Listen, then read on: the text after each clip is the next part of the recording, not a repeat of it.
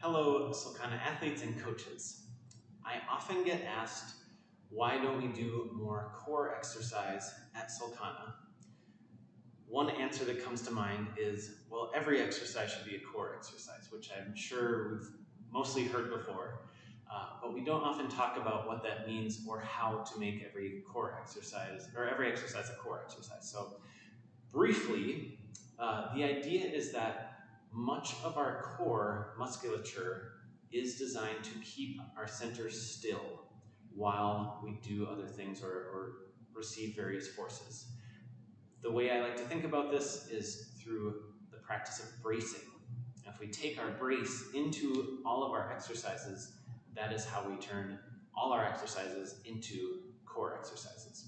So thinking about how to effectively brace, there's lots of different things people talk about. If we're talking specifically about the muscles that keep our mid to low back still and our pelvis still, and keep those in a very neutral relationship to each other, we have lots of muscles that can contribute to that, but the main muscles we want to activate first are transverse abdominis, which is a belt of muscles that goes around this way.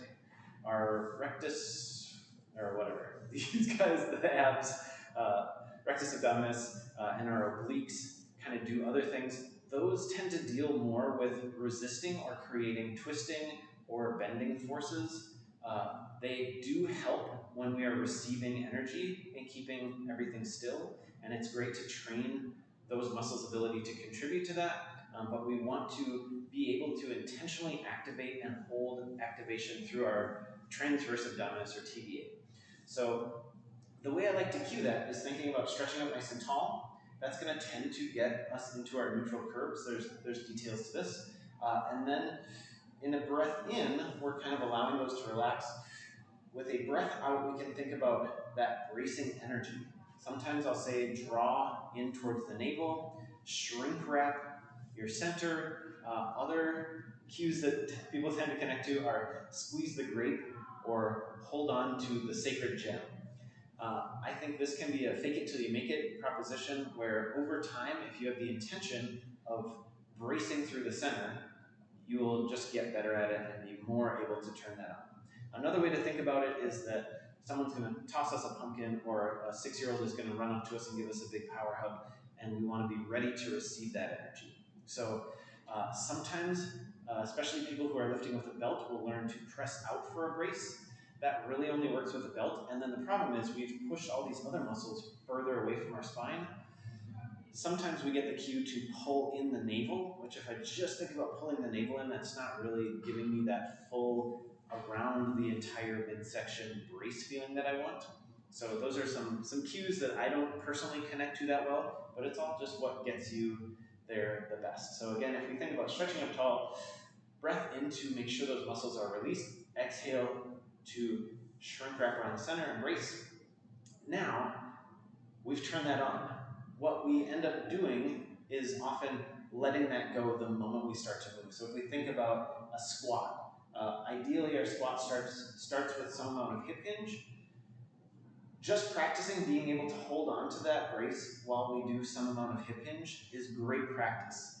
Being able to hold that brace while we hip hinge and then press the knees out and come into our full squat is even more challenging. So that's what I think is the best intended meaning of that term. All our exercises should be core exercises, in that once we have the basics of a movement down, and we can do, for instance, a strong air squat, then what we want to be thinking about most of the time that we're actually doing that is building and maintaining this brace, which is directly related to neutral spine. If we can hold that brace through something like an air squat or a good morning, that means we're maintaining our pelvic to low back positions. We're allowing these muscles to do a lot of that support, and then we can add more and more complicated movements and maintain that brace. But oftentimes, we can do all those things without a brace. We can do a plank without a brace. We can do a sit-up without a brace. We can do a squat or a deadlift without really thinking about that brace, because the big muscles will get the movement done. So we have to be pretty intentional about creating that brace and maintaining it through our movement. And that is something that with practice becomes easier and easier.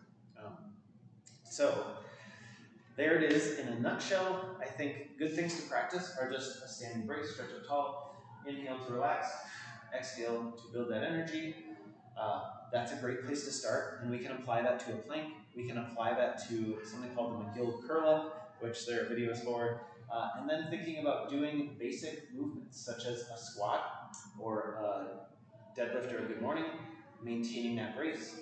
Doing some movements with the arms can be very challenging. So like an overhead press, oftentimes as we try to reach our arm overhead, we end up opening up the front to make up for shoulder range of motion. So that's another good place to practice a movement of an extremity while focusing on that brace. And then there are of course, many exercises we can do to challenge that, but being able to turn it on, be aware of it, and intentionally keep it is the first part of any of that. And adding challenges to that should all come sort of secondarily to building the motor patterns to maintain a nice strong brace through the movements that we want to do in the gym and in life.